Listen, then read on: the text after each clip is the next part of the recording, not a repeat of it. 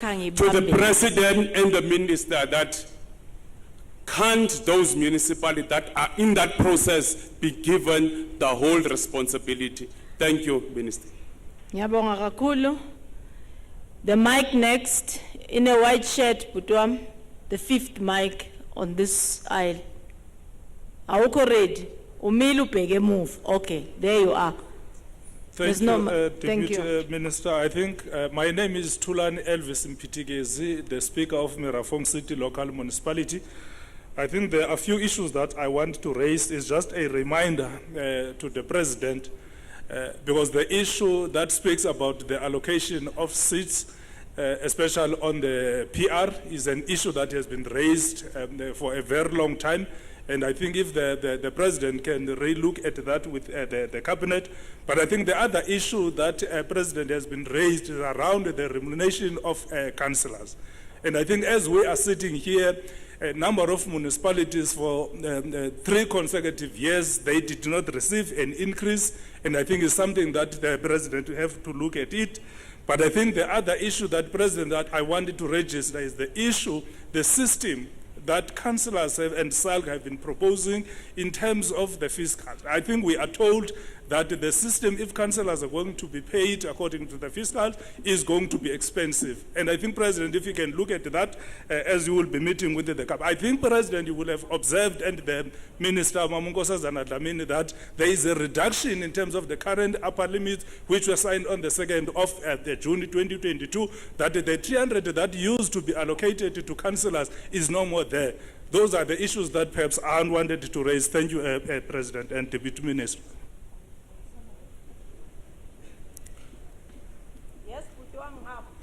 Thank you very much, Deputy Minister, and greetings to the President, all protocol observed.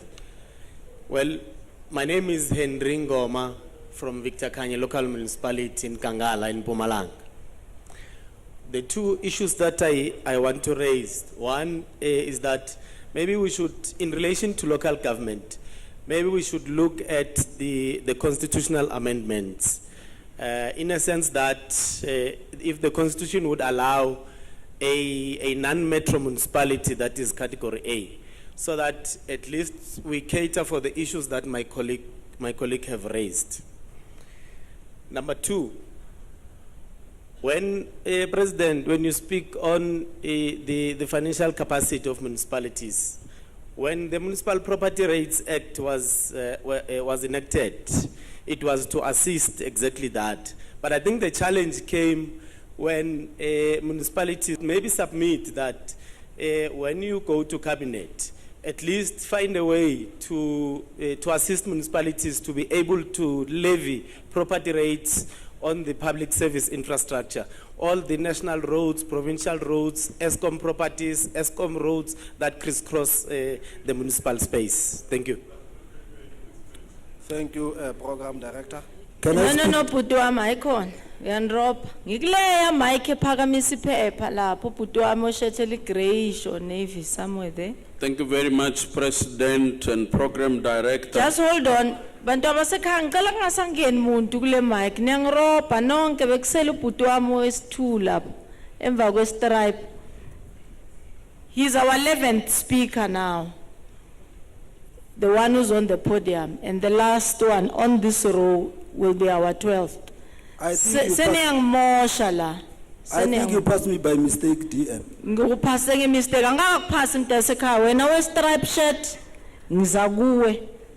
The people who are behind you, yibabang ropai. So let's continue 1, 2. Continue, Putwam. I'm sorry to disrupt you. Thank you, Program Director, President, Minister. My name is Kumalo Mulefe. I am the Executive Mayor of Ngakamudiri Mulema District Municipality in the Northwest. I will go straight to the point. Point 1, President, all other spheres of government have a legislated opportunity to meet and engage you, but this sphere of government does not have that legislated opportunity. Can we make a standard provision where it is not the president who addresses us, but is the president who listens to us, and later then the president can address that. Can we have that commitment so that we are not told all the time, but we are not listened to as people in the coal face? That is number one. President, we welcome the amendment of the Systems Act, which seeks to bring the necessary stability and depoliticize. But we want to say politicization of the administration is not only at local level, it cuts across all spheres of government.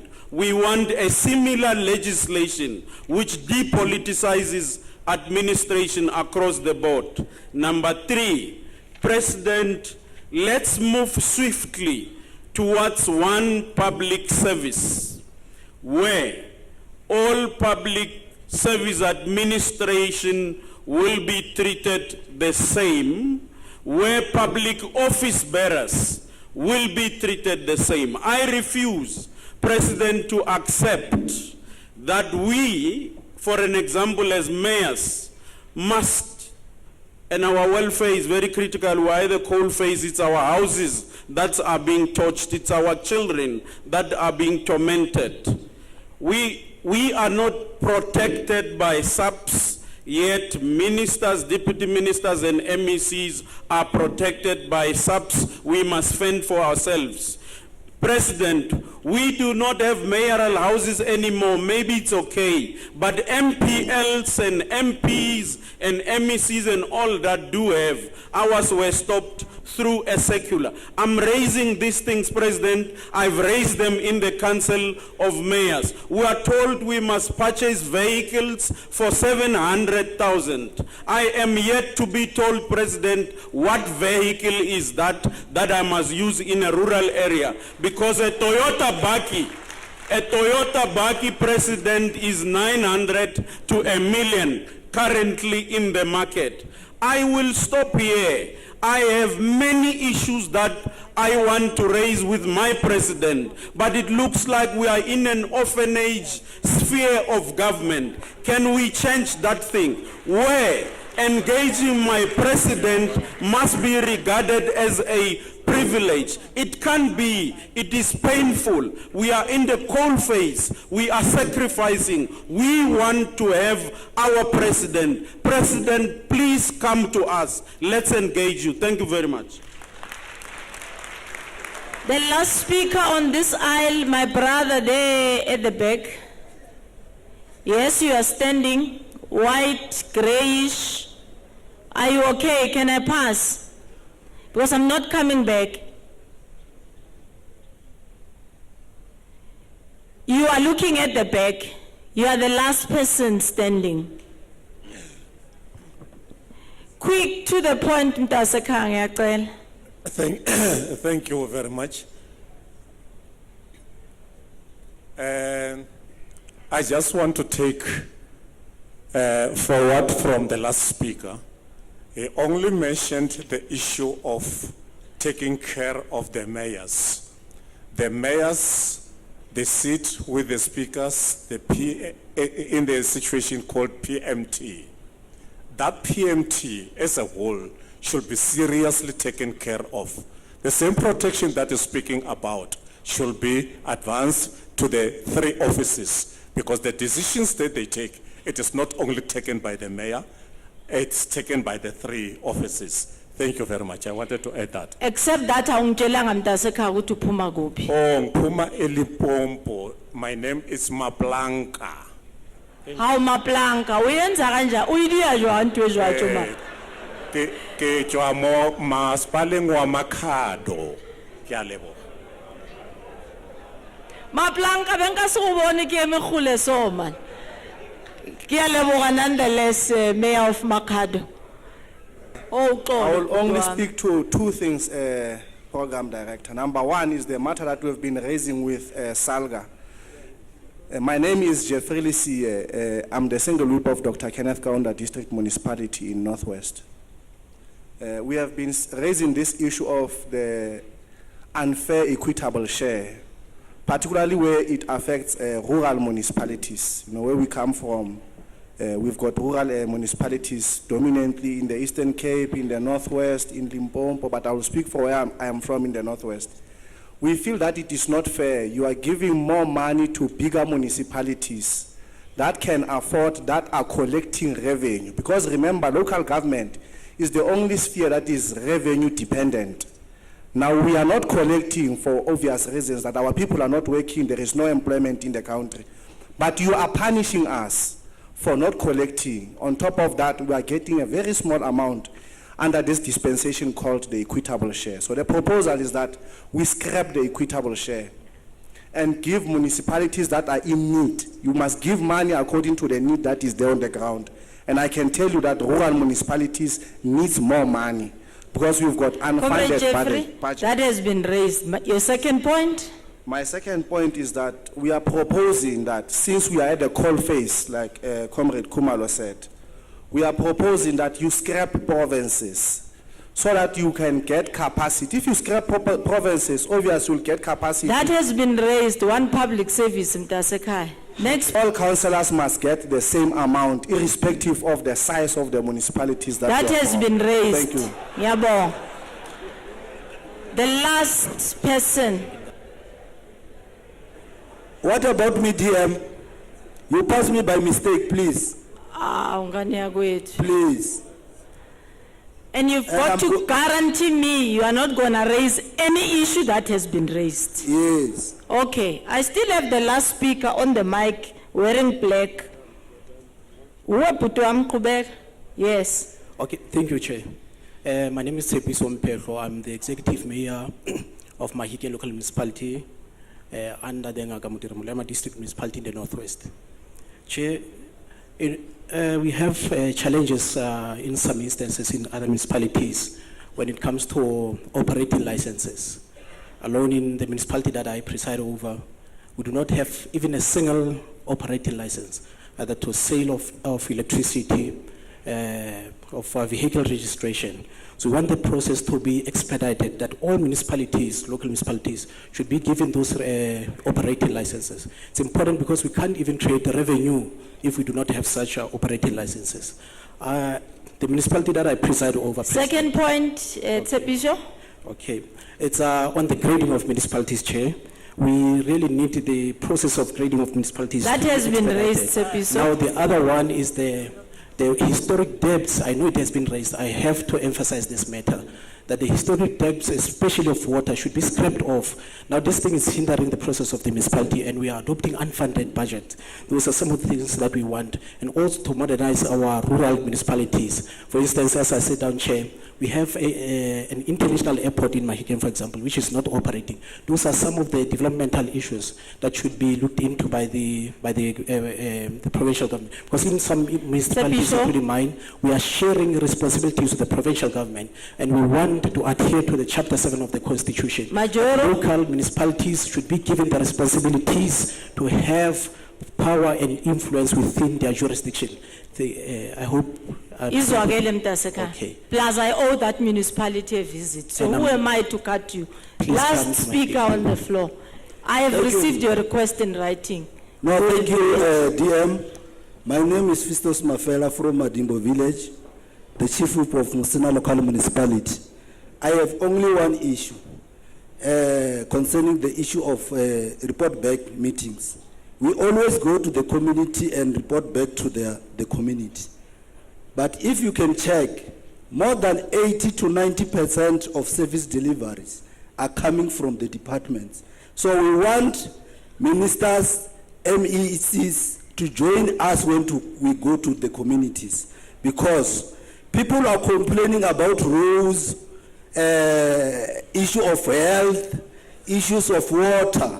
So if you can have a program so that as municipality, when we go to the communities, we just come and assist us to report back to the communities, it will be better. I think if you can go back to Parliament and make sure that you come and assist us as local government, we will have a good service delivery. Because if you can check, When Ngiyabonga, Chief Whip. when people marched to the councillors, and they come and march for the rules, and we don't have a budget for license. the rules. Can you please come and join us when we do quarterly report back meetings? Thank you. Yazakala Chief Whip, bengicela bendlunkulu oyedwa njengoba beningicelile bengibobu umuthi ayilojiya mic and raise the few issues if there are. Otherwise we will be beginning with our response. Kune mic mama nje buyela 2 rows at the back.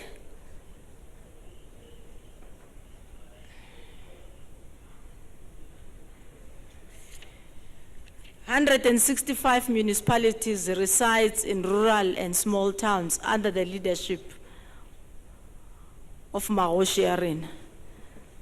Ke a leboga moradisi ke ise tlotlo yotlhe ke buela bogosi botlhe bo boleng teng gompieno. I'm talking on behalf of the sector. We have just few pertinent issues. I think we've raised most of the issues in our deliberations yesterday. At the top of our issues is the request for active collaborative participation. We believe that it's by choice that we seem to not find ourselves in synergy with our municipalities. And it's a two-way street. Let us try by all means for the benefit of the people because we serve the same constituencies. The second one that we spoke about is Invest Rural, which our Honorable President also supports, which talks about LED from the lens of traditional DDM, NDP, and the SDGs. We also would like us to acknowledge the inclusion of the Khoisan communities, which we know that the delay of their recognition as traditional leaders is because of the ongoing commission on their recognition. But that doesn't stop us or stop municipalities from engaging with them as citizens of the country. Lastly, I think this statement will summarize our position.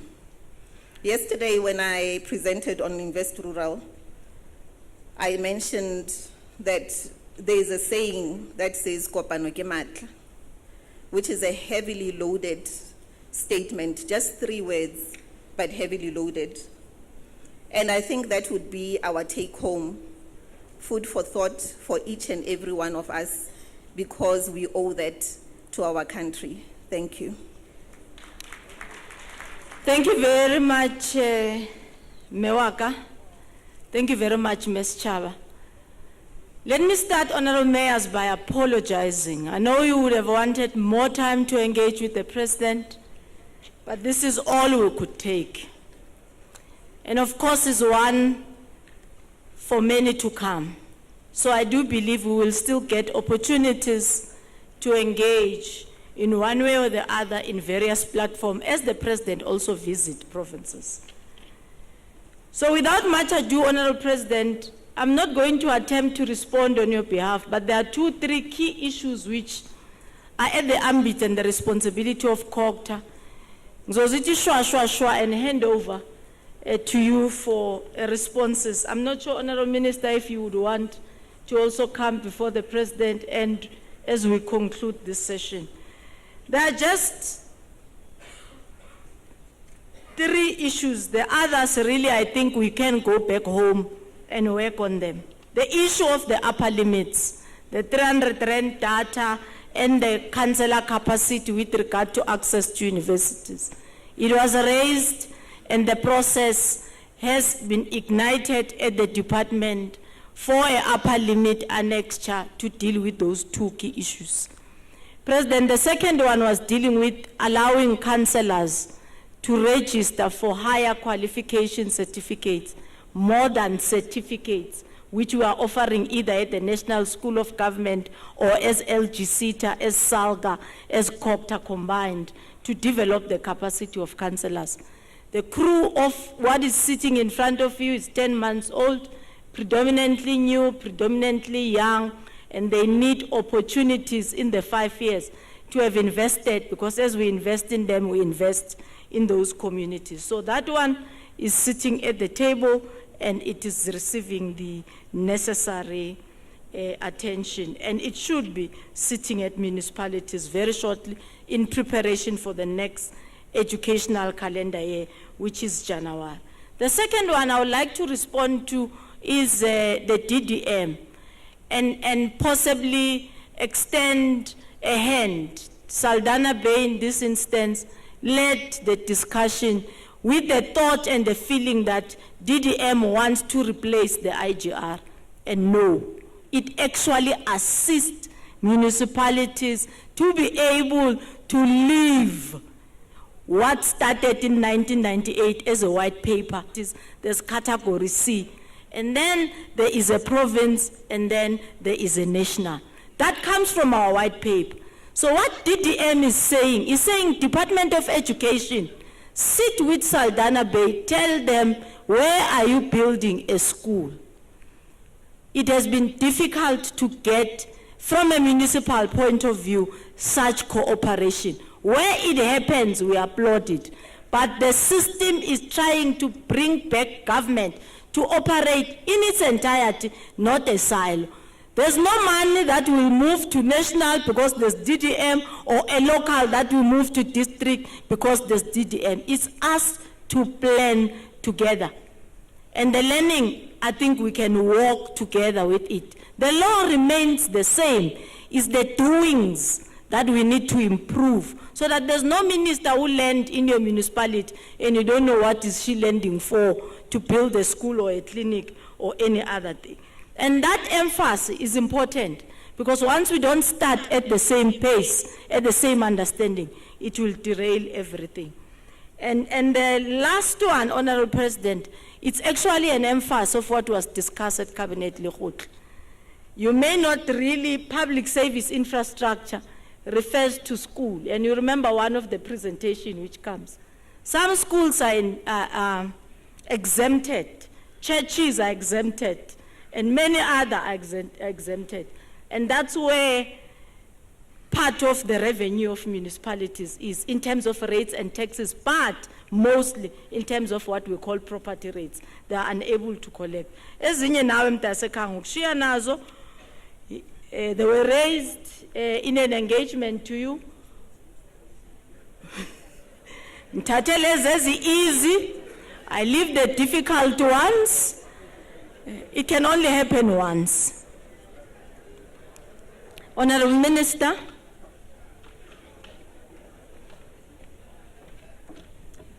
Thank you very much. I think the DM has spoken, but just umkhaya wamlo wase Underbego sese Western Cape manje. Let me just say to you, municipality, and they didn't have the same view that you have. So we will come to you if you invite us, and we will engage. But I want to suggest something, because it's clear that this session is not sufficient.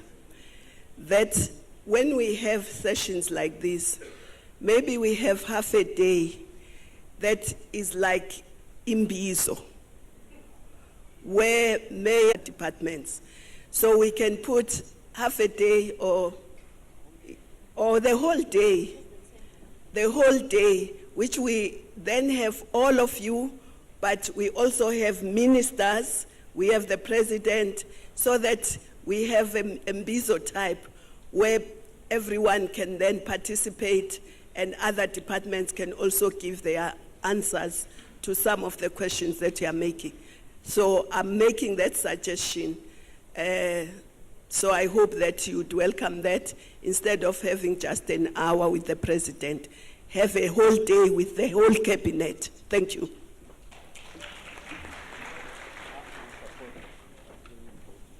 Thank you, Honorable Minister, for that suggestion. As you were making half a day, the president said the whole day. So I think it's already received. It will go according to the processes. Honorable President, allow me to once more call you back to the podium to deal with some of the issues that the mayors have and troikas have raised.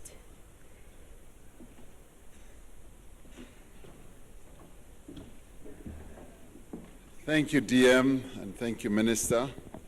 I really welcome this opportunity to have this exchange with all of you. And as Minister Dlamini Zuma correctly said, it would be really good to have an Imbizo type session where we will have more members or all members of cabinet being able to meet with you in this type of session.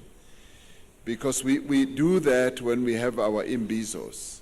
I usually have up to 75% of cabinet in a number of these imbizos, and where we allow community members to raise whatever issue, and usually no hold bars, or bars held or whatever, where people speak openly, not only about processes or things that are not being done, even, you know, raise issues that you, Minister, you haven't done ABC, you promised this and all that.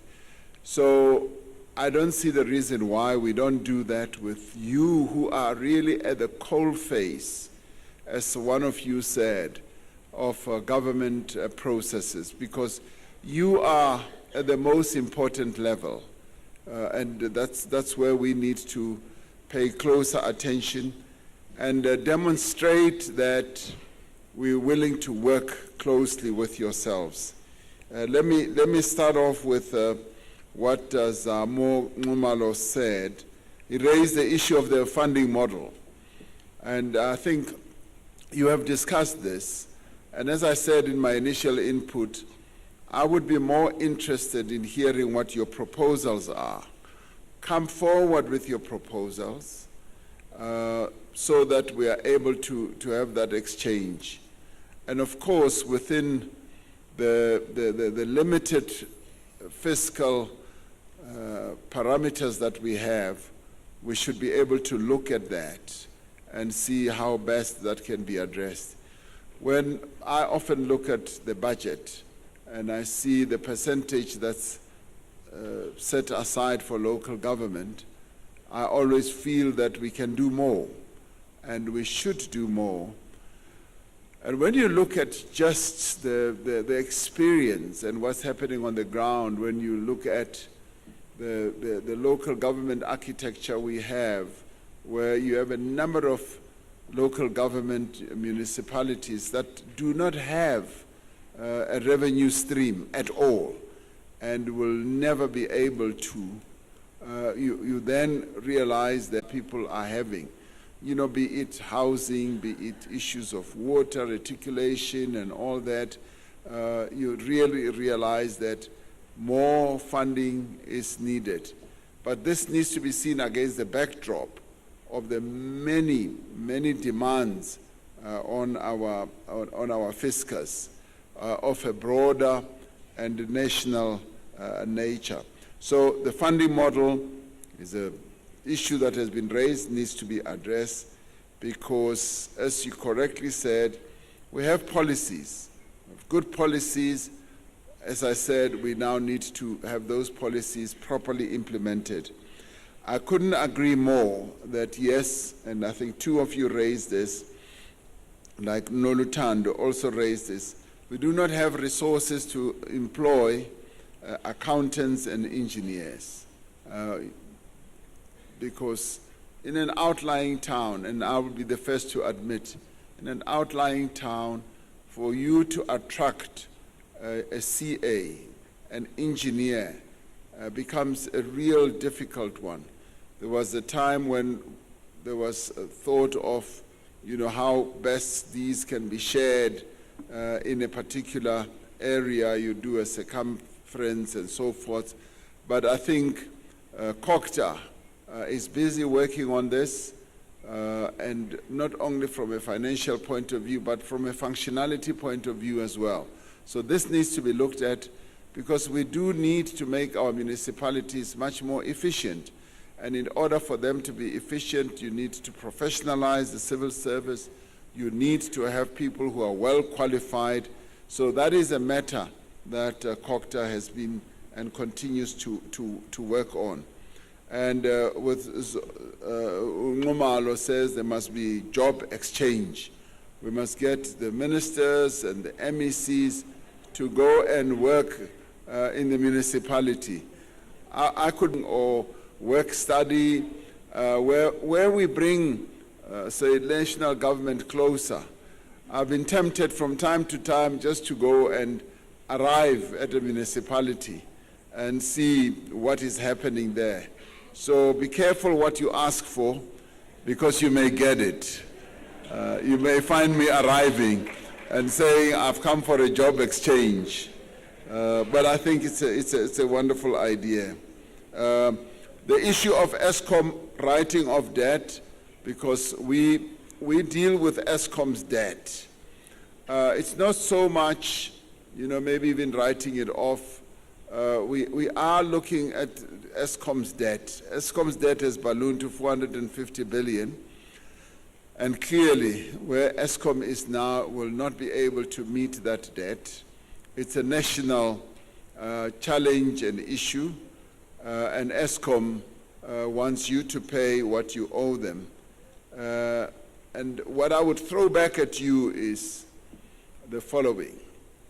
If, for instance, even on ESCOM, if we are going to do something with the debt, there are certain obligations we are going to impose on them. There's nothing for nothing in this world, as you well know. If you want something, you've got to be able to give something back. So even ESCOM will go through that as we deal with their debt as well. So in your case as municipalities, I would say, want a write-off, put forward a proposal. Want debt to be written off, and this is what we will do in exchange. So that the level of seriousness in terms of applying yourselves to addressing the issue of electricity charges that ESCOM levies on you is seen. So it cannot just be write off without you reciprocating in whatever fashion. And that is how even you would know, even at a personal level, when you've got a debt, you want the bank to write it off or to give you more time to pay. There are certain things that they will want you to address yourself. So I would say, put forward proposals. Put forward proposals that can be looked at so that they can be engaged. Amios wanted to talk about smart agri-cities, and he's been directed to see the Deputy Minister, because that could be very, very interesting. And Amos Mbela said, DDM is a good way of doing things, and DDM should not be about local government. Absolutely right. District development model, it's possibly the lack of a better word. It's all of government development model, all of it. Because as someone said right towards the end, I'm trying to see who it was Festus, the chief whip. As he said, 90% of what happens at local level impacts on the work of national government. And so therefore, it is important that the district development model and add all of government development model means that it is the national, provincial, and local, be it local or district, working together to achieve certain purposes. The Deputy Minister build a school, they must come and tell you that they are going to build a school. No. They should say there is a need of a school, and the initiative should even have started at your level, that there's a need for a school here. And basic education, we need a school. But basic education should not come alone. We should look at all other departments that are going to be affected. What about roads? What about everything else that goes along with that. Environmental, are you going to be able to give us the permit? A whole number of issues. So all of government then gets involved.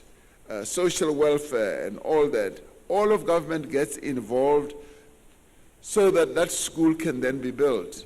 And it is this breaking down of silos, it is this all of government getting involved, so that when basic education, having either responded to your request in Saldanha Bay or wherever, is then able to say to other departments, by the way, they must say, we are going to spend 150 million rand building a school in Saldanha Bay.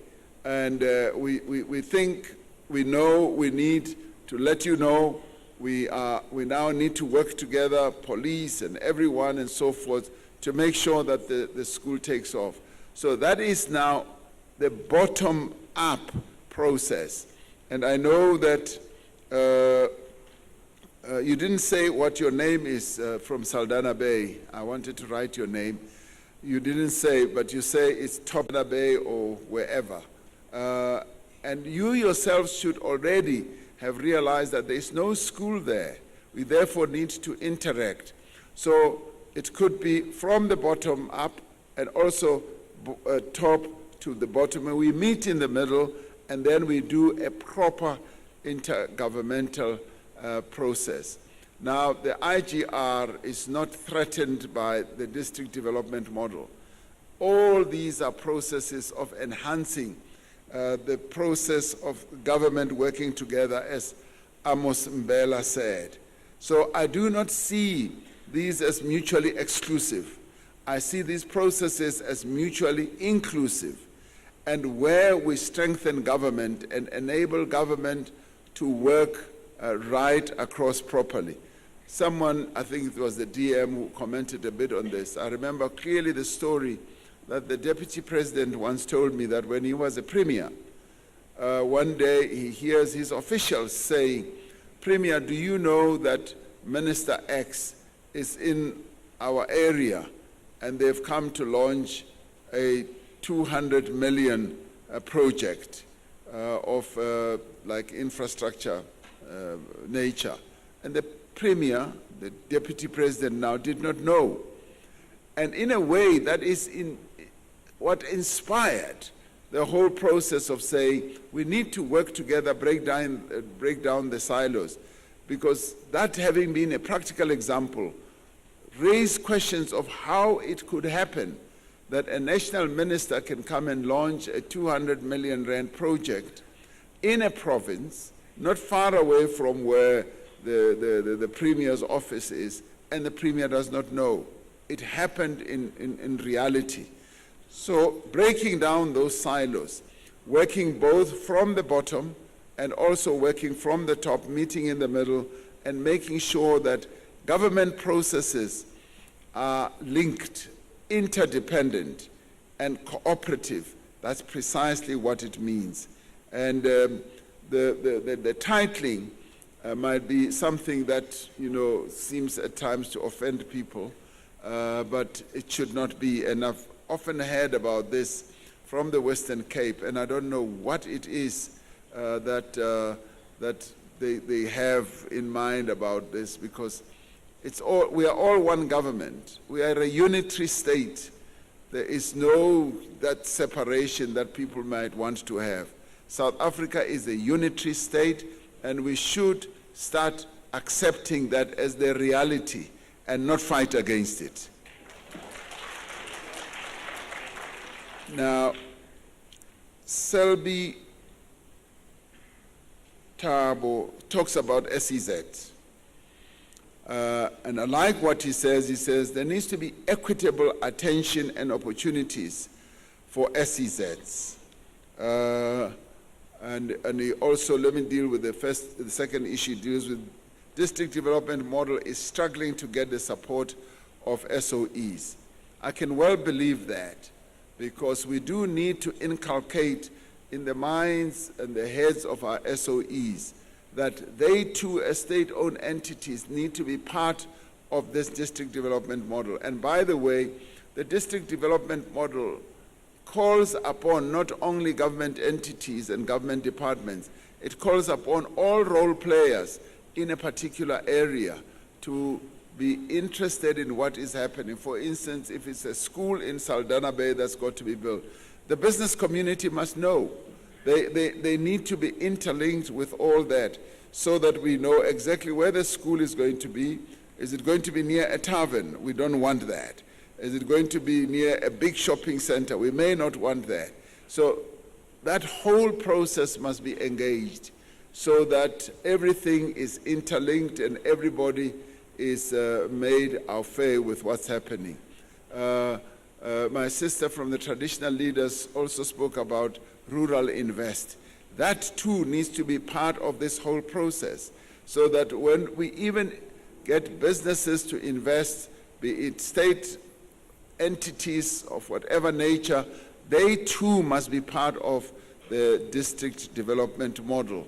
And it must be brought alive by the involvement of all role players. And that was the original conception. It's not a one-dimensional process. It's a multi-dimensional one which involves all key role players in the endeavor to develop our areas. And when it comes to SEZs, and I said, you know, I find this a very attractive idea that which was raised by Cyril, that there needs to be equitable attention and opportunities. Right you are. Yes, there may well be a tendency at times to lay more emphasis on certain SEZs, and we need to recalibrate our own attention to these SEZs. Now, I've often found that an SEZ really in the end works more effectively if there is a single anchor.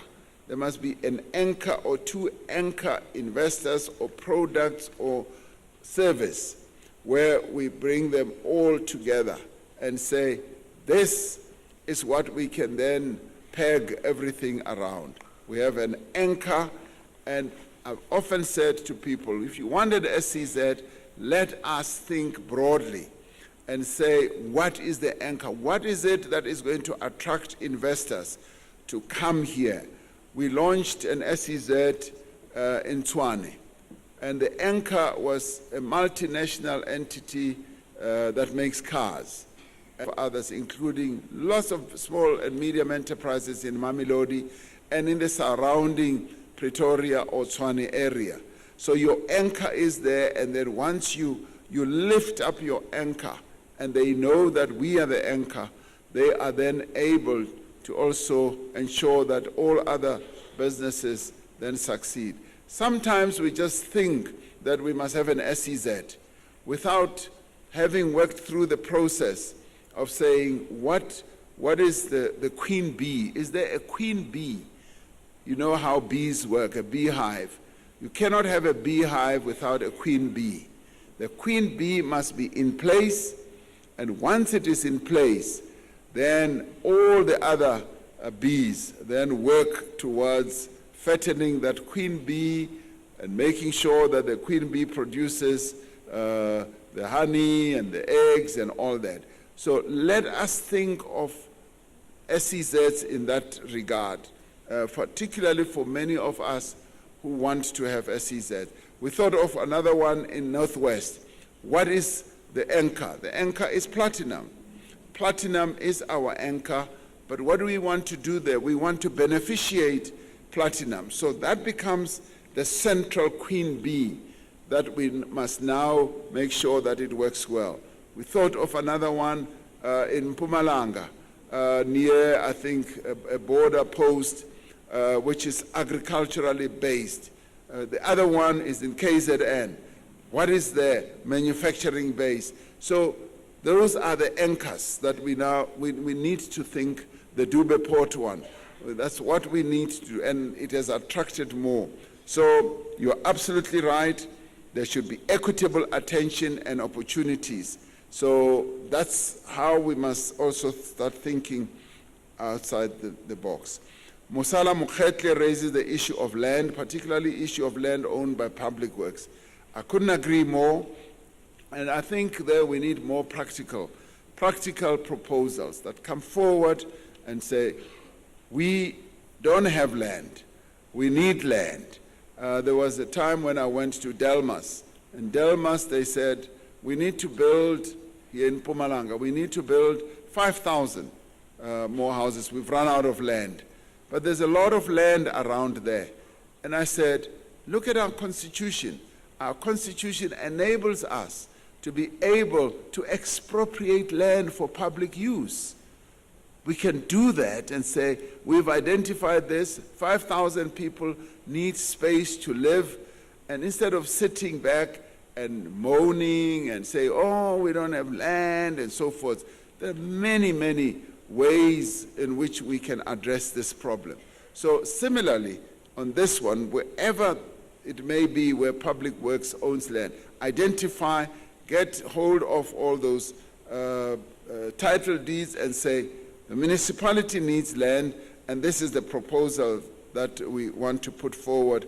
And all those discussions take place on something that is on the table, that is a reality, so that there can be developments. Now, mining companies that say that the mining charter is not applicable, I mean, that too needs to be challenged. The mining charter is what has been adopted, and we need to interact with them, and we need to make sure that those companies that operate in those areas don't get away with their the processes, the social labor plans that have no impact. The social labor plans must have an impact. They must be developmental.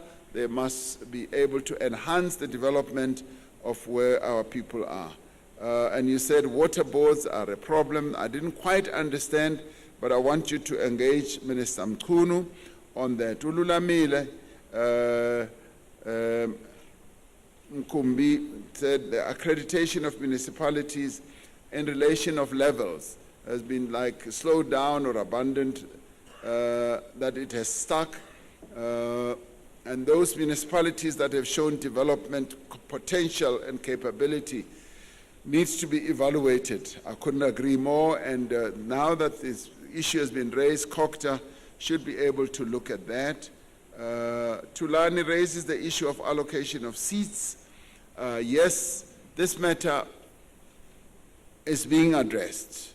It's always, it's after an election, that's when it raises its head. Our system was crafted, and every system needs to be looked at in terms of its effect and functionality, that whether it achieves its purpose. Remuneration of councillors, that obviously must be an issue, and an ongoing issue. From what I hear, the proposal is lower the remuneration of councillors, bring it down, because councillors are getting too much money. So that is a very interesting proposition for the Minister of Finance, because that's what I thought Tulani was saying. Is that not what he said, would reduce the pay of councillors? The backdrop of what you are dealing with as well, with your municipal workers. And sometimes when I look at your budgets, because I do take time to look at your budgets, I find that at times a number of your councils spend 30 to 35% on remuneration. And in some cases it's slightly higher. And I often say that any business that will spend so much money on just remuneration, it's a business that's going out of business. It's almost going bankrupt, because that is often the biggest cost that any business has to take care of. Now you look at it at your level of your municipality, you then transpose that at a national level. At a national level, it's much bigger. Our budget or expenditure for payment of government employees is much bigger. What is it that has gone down that is going to have a negative impact? So it is in that regard that we also need to look at it.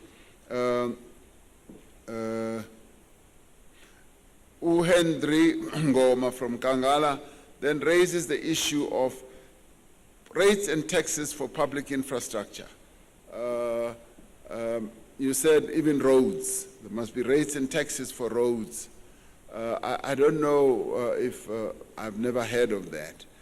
Minister Dlamini Zuma has immediately said, well, they also want rates and taxes for the union buildings. So there is this call. There is this call that public entities should also pay rates and taxes. And sometimes the unfortunate part is we often hear that government departments that hire certain offices, that have certain offices don't pay rates and taxes. I think that is wrong. They must also pay their rates and taxes. And we did exempt, I think, schools and churches and so forth, and that needs to be also looked at. I'm not so sure about schools, but that needs to be looked at. So public infrastructure would mean roads, would mean, water installations and so forth. It's a matter that I personally have not given any thought to, but it's possibly a matter that can be looked at. Kumalo Mulefe says, we want legislation to have the president listening to us. We want legislation also to depoliticize the processes in the local government, and you want a single public service, which is precisely what we are aiming for. But more than that, you also say mayors are exposed. They are exposed. Sometimes you're right, your houses are torched. You are blamed for everything, like I'm blamed for everything. You are blamed for everything. Mayor Makura, not Mayor, Premier Makura the other day at the Heritage Day stood up and said, President, you are blamed for everything. Electricity, you are to blame. Unemployment, you are to blame. Crime rate, you are to blame. And when a child cries, you are to blame. And added. So as a mayor, I know that you are blamed for everything. And that is what happens in this type of job. Once you have accepted to be in the position that you are in, you'll be blamed for everything that happens in your area. Analysis have had to be made around certain mayors, and appropriate action would then be taken by the police. And you say you are a house of orphanage, sphere of government. You are not. Local government is not an orphan. It is the firstborn of government in our country. Firstborn. You may have come after, President Mandela was inaugurated, but essentially you are the firstborn. So that's why we are paying so much attention. And this year alone, as I said, I've had five interactions with people in local government, as I am having today. So we want to pay closer attention, and we will be doing so as we go on. So I don't think there is a need for a legislation to have the president listening to yourselves. And I mean, I came so willingly here when I heard that there was this occasion. I said, that's where I want to be. And the minister said, there is this occasion. I said, I want to be there. So I want to have this exchange. And that is why I even said, as the DM also said, we should have an imbizo that will take all day. Because many of you may well have wanted to raise certain issues, so that we also have an opportunity to ask you questions, because I have a million questions to ask you. So I want it to be a two-way exchange. So if you are ready for a two-way exchange, let's have it. We'll have that type of an imbizo then. Maplanka, that's a very interesting name. I've never heard of anyone called Maplanka.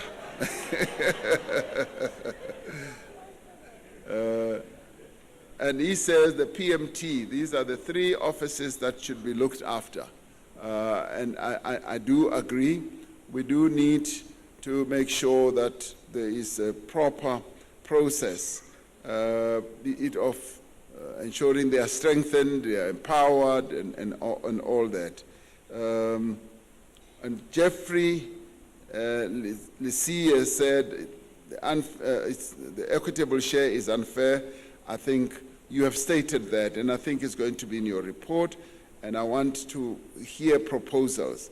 And you were talking more about rural municipalities, and you say scrap the equitable share and just give municipalities money.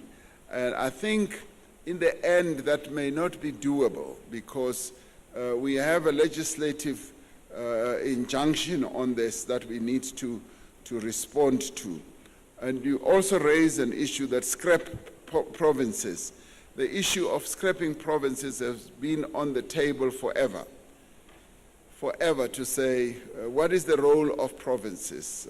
What role do they play? Do they play a coordinating role, or whatever role they play? So that has to be a debate and a discussion that should ensue.